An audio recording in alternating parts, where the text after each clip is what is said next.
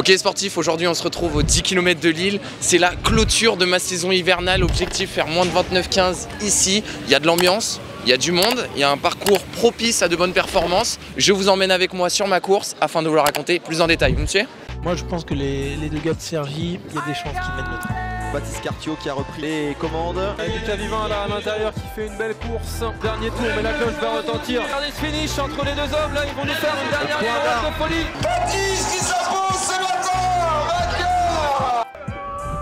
La barre des 29 minutes 15, ça fait plus d'1 an et demi que je travaille sur ces allures à l'entraînement sans réellement parvenir à atteindre ce chrono tant convoité. Pour autant, il y en a eu des essais avec dans un premier temps les championnats de France de 10 000 mètres où la monotonie des tours a eu raison de moi, terminant tout de même avec une médaille de bronze mais un chrono bien loin de mes espérances en 29 minutes 40. Pour autant, je n'ai pas baissé les bras puisqu'à l'issue de la saison automnale de cross, je m'aligne sur le 10 km d'Issy-les-Moulineaux où cette fois-ci j'effectue une très belle course mais le parcours n'était pas propice à de bons chronos avec entre autres un départ bancal et une côte redoutable. 29 minutes 35. Aujourd'hui, à nouveau, je retente ma chance, mais cette fois-ci, nous avons ni monotonie des tours, ni parcours vallonné. Et justement, nous nous échauffons dessus, l'occasion pour moi de vous le faire découvrir. Ok, nous sommes sur la ligne de départ, donc comme on peut voir, en fin de compte, c'est une très belle ligne droite de départ. On n'est pas du tout sur les championnats de France où 200 mètres après, ça vient tirer sur la gauche. Non, là, on a 1,5 km. Et franchement, finalement, ce parcours, ça va être 6 grandes lignes droites et c'est tout, donc c'est vraiment propice à de bonnes performances, on verra ce que ça donne. À ce moment j'étais vraiment pressé de courir, également assez confiant sur mon état de forme en vue de la prestation que j'ai proposée lors des championnats de France de cross court la semaine passée, dont vous pouvez retrouver la vidéo en haut à droite. Mais alors pourquoi le 10 km de Lille et pas un autre? Et bien c'est parce que la capitale nordiste offre un cadre idéal pour courir et vous allez très vite vous en rendre compte durant la course. Bon bah là on est au bout de la ligne, ça s'appelle le Tour du Parc, je ne sais plus exactement comment il s'appelle, mais quoi qu'il en soit, un endroit assez compliqué à s'y parer. Moi personnellement je ne vois pas de difficulté là-dessus, mais voilà, ici on va passer qu'une seule fois et on sera entre le 4e et le 5e kilomètre. Ouais mais bon, ça aura déjà fait la différence, normalement on sera au 4-5e, donc ce sera plus à 6 de front quoi.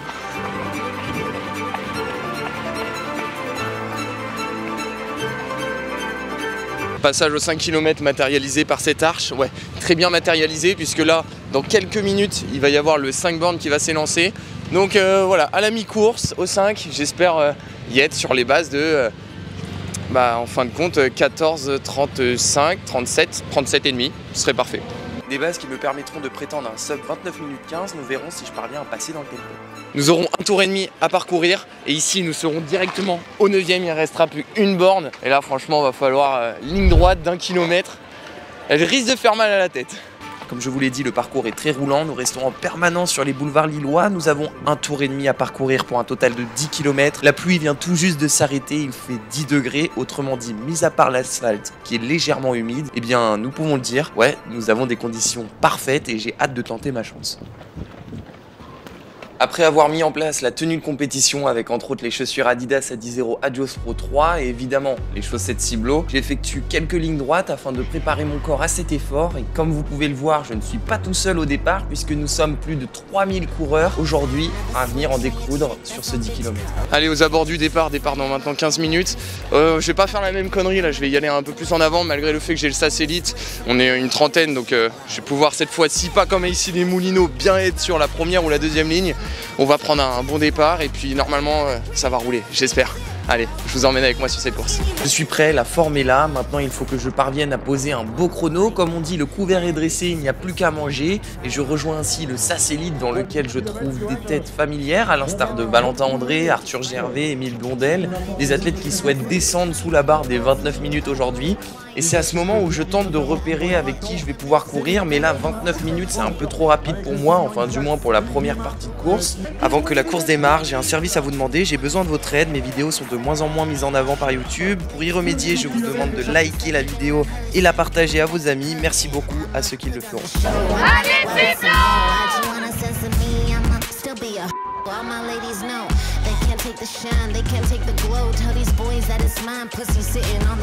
Et ça y est, c'est parti pour ce 10 km de Lille avec du beau monde au départ, puisque entre autres vous pouvez apercevoir Jimmy Gressier qui s'élance sur ce 10 km avec pour ambition de décrocher le record d'Europe sur la distance, et oui, rien que ça. Et donc inéluctablement ça part trop vite, enfin non, je reformule, ça part sur les bonnes allures pour Jimmy, et nous, ça part trop vite pour nous. Avec un premier kilomètre en 2 minutes 48, à ce moment je me dis, ah ouais, aussi rapide, je n'avais vraiment pas l'impression, mais c'est souvent ça à vrai dire, avec l'excitation du départ, les jambes fraîches et l'engouement des spectateurs, nous avons tendance à partir un peu vite. 2 minutes 48 au premier kilo, ce n'est clairement pas l'idéal lorsque vous visez sub 29 minutes 15, mais maintenant que c'était fait, il fallait assimiler ce départ rapide en se mettant sur des allures plus raisonnables, quitte à relancer par la suite, et c'est pour ça qu'à ce moment, je suis à l'origine d'une cassure au sein de notre groupe, initialement d'une vingtaine de personnes. Je n'ai pas souhaité les suivre plus longtemps, puisque nous sommes pour le moment sur des bases de 28 minutes, ni plus ni moins. C'est pour cette raison que je temporise, je reviens sur des bases plus raisonnables en passant au deuxième kilo en 6 minutes 46, alors que la première partie du groupe poursuit sur les allures. La cassure commence à être conséquente, ça fait 500 mètres que j'ai pris la tête du cortège et je ne souhaitais clairement pas effectuer tout le travail seul, donc je demande un relais et c'est Edmond, jusqu'alors derrière moi, qui se propose et me demande même si je souhaite revenir sur le groupe de devant. Je lui fais signe que non, mais en fin de compte, Edmond, en maintenant ma vitesse, va faire une jonction entre les deux groupes. Et oui, aussi faux que cela puisse paraître, nous sommes revenus alors que nous nous étions mis sur notre allure, et étant donné que Edmond s'est contenté de maintenir l'allure et qu'il est revenu sur le groupe composé entre autres d'Arthur Gervais et Valentin André, cela signifie qu'ils ont bien ralenti, et en effet, après analyse des données, ils ont effectué le 3e kilomètre en 3 minutes 03, autrement dit 10 secondes trop lent par rapport aux bases de moins de 29 minutes. Dans l'immédiat, j'étais vraiment surpris, puisqu'en amont de la course, je leur avais demandé combien ils souhaitaient faire, et à ce moment, ils m'ont dit sub 29. Or là, ils ne sont pas du tout dans le bon rythme, puisqu'ils sont sur mon rythme, 29 minutes 15, et moi, je suis royal. Je suis au chaud et parfaitement emmené, je n'ai aucune raison de bouger.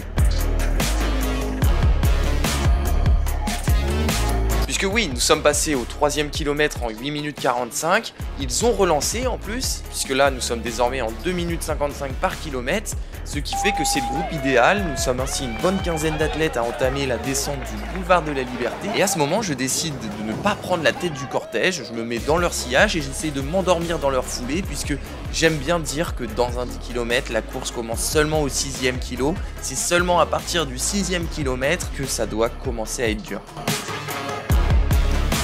Notre peloton s'écrème par l'arrière, passant d'une quinzaine de personnes à une dizaine seulement, et nous nous apprêtons à faire le tour du parc Jean-Baptiste Lebas, ce qui signifie que nous approchons de la mi-course.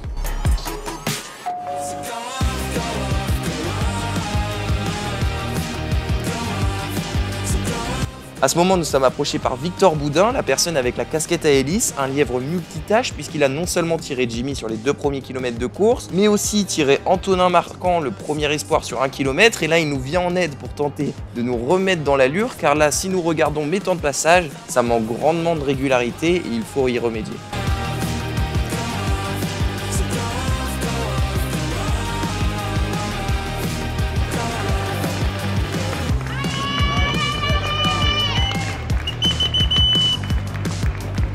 Nous y sommes à la mi-course, nous passons en 14 minutes 45, soit en retard sur les allures. Oui, en retard même sur mes allures. À ce moment, j'étais un peu étonné d'apercevoir un tel retard, puisque en étant endormi dans le peloton, je ne m'étais aperçu de rien du tout. Je pense que ce retard est dû au fait que les personnes en tête du cortège n'ont pas su gérer la monotonie du parcours, car oui, le parcours est très roulant, ça il n'y a pas de doute, mais c'est à double tranchant. D'un côté, ce sont des grandes lignes droites bien roulantes, donc c'est bien, mais d'un autre, ce sont des longues lignes droites monotones.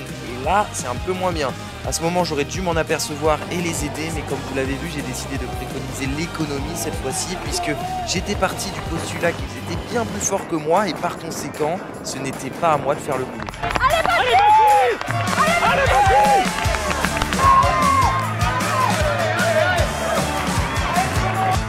14 minutes 45, c'est certes un bon retard, mais il n'est pas encore rédhibitoire, et je me suis dit que je vais profiter un maximum de la dynamique du groupe avant de relancer au 8e, car je sais que je suis capable de faire de belles longues fins de course, donc je mets à profit mon profil pour aller chercher la meilleure des performances. À l'instant, nous passons au 7e kilomètre et je sens que je suis encore étonnamment bien, je vais pouvoir faire une belle relance, et ça, j'en doute pas.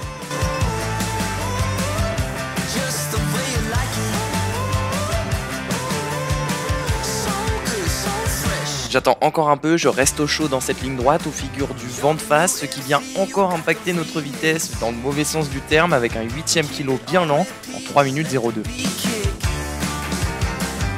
Je vais serrer les dents jusqu'au bout pour pouvoir aller chercher un beau chrono, mais il va falloir vraiment envoyer pour faire moins de 29 minutes 15. C'est quasiment compromis, puisque ça nécessite un dernier 3 km en 8 minutes 33. Mais enfin, à ce moment, je me dis, peu importe, maintenant que je suis là, je vais me donner, et ça y est, comme prévu, au 8e, je me lance. Ah, c'est maintenant, allez!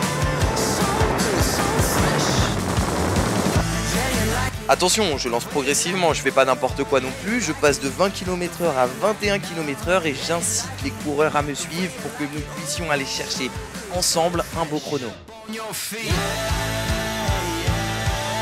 À ce moment, nous avons plusieurs cas de figure. Il y a les athlètes plus forts qui se rendent à l'évidence. Ils ne sont pas à leur meilleur niveau aujourd'hui, à l'instar de Arthur Gervais ou encore Valentin André.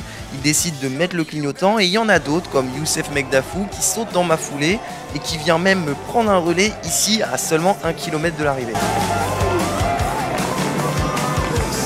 Et ça c'est super, nous progressons à 2 minutes 50 par kilomètre et là nous nous faisons rattraper par Guillaume Cachelin qui initialement n'était même pas dans notre groupe mais il a su lisser son effort et réalise une superbe course. Nous sommes désormais 3 à tout donner jusqu'à la ligne, nous revenons même sur des Kenyans qui sont partis trop vite. Nous poursuivons sur cette belle et longue dernière ligne droite et pendant ce temps-là, Jimmy Gressier parvient non seulement à s'imposer mais également il s'empare du record d'Europe en 27 minutes 09, effaçant des tablettes un certain Julien Vanders. Et ça, c'est fort, bravo à lui.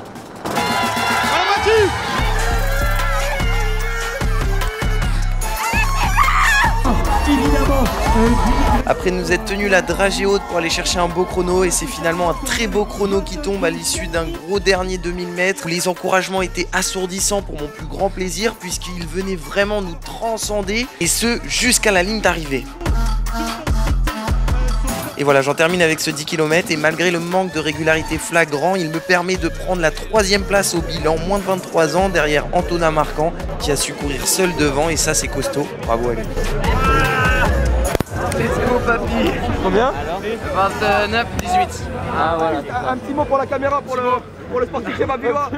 Premières impressions. Ah bah c'était super, franchement. T'es incroyable, t'es incroyable. Ah, c'est super. Alors, le violil, on se régale. C'est pas le violil, mais on s'est régalé quand même. 29-18, c'est top. Tu nous fais rêver pour nous en tant qu'amateur, t'es incroyable. Ah merci. Et bah voilà, la fin de ce 10 km de Lille, c'était vraiment une super course puisque en fait, comme vous pouvez voir, j'étais dans le groupe, j'étais bien, j'étais endormi carrément, j'étais là, je suivais le tempo, vraiment au train. 6e, j'avais l'impression d'avoir à peine commencé la course, les douleurs musculaires n'étaient pas encore là et puis au 8e j'ai fait, allez on est un peu en train de craquer, il faut remettre une petite couche donc j'en remets une petite et ça fait péter le peloton, en vrai j'en mets une grosse. Mais voilà, et après les 2 derniers kilomètres là par contre je me donnais. Dernière ligne droite de 1 km, la foule était en furie, c'était vraiment super. Ouais, envie de se donner à fond et je termine finalement en 29-18, 29-19. Donc RP et puis normalement si personne ne fait mieux ça serait une sélection à Trieste l'année prochaine, donc franchement c'est exactement ce que je voulais. C'était vraiment le dernier 10 bornes avant de passer sur la saison estivale où il n'y a plus de 10 bornes ou sinon où il fait trop chaud pour faire des 10 bornes, donc c'est super, je suis super content. Et puis voilà, on termine cette saison hivernale vraiment de la meilleure des manières. La saison automnale elle s'est bien déroulée mais voilà, un peu déçu de ne pas avoir été au championnat d'Europe de cross, mais cette fois-ci j'arrive à faire une saison complète, podium la semaine dernière, du mal à récupérer la semaine, mais voilà aujourd'hui 29-18, super content, et puis maintenant 2-3 jours de repos avant de partir sur la saison estivale sur le 3000 mètres steeple et j'ai vraiment hâte. On se retrouve très vite pour de nouvelles aventures et sur ce je vous dis à bientôt. Salut les gars. Voilà, j'espère que cette vidéo vous a plu. Si c'est le cas, n'hésitez pas à mettre un pouce bleu, à la partager, j'en ai vraiment besoin. Et sur ce, je vous dis à bientôt. Salut!